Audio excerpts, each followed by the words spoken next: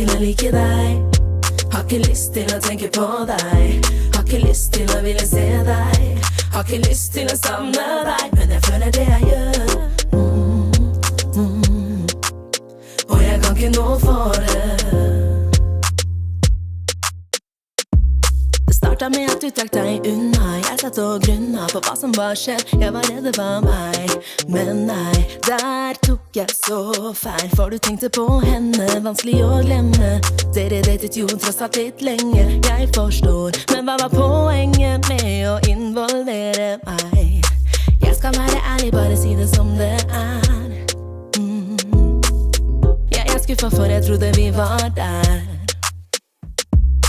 Jeg vet du var da med meg, men så kjedet hun eksen din seg. Og vips, så var hun etter deg, og alt vi hadde ble for seg. Jeg har ikke lyst til å like deg. Har ikke lyst til å like deg. Har ikke lyst til å tenke på deg. Har ikke lyst til å ville se deg.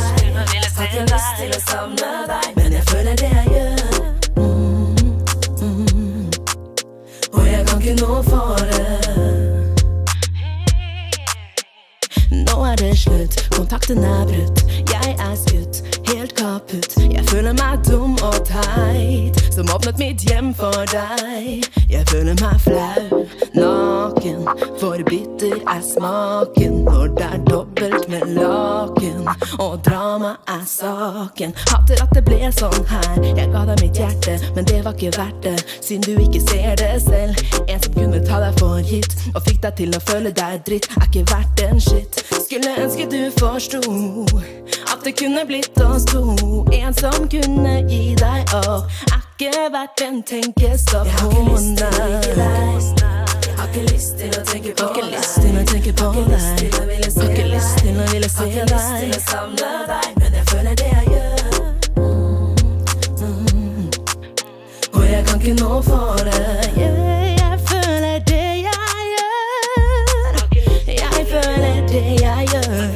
Vet at jeg ikke bør, men du kom så alt for nær, og det kan ikke stoppe der.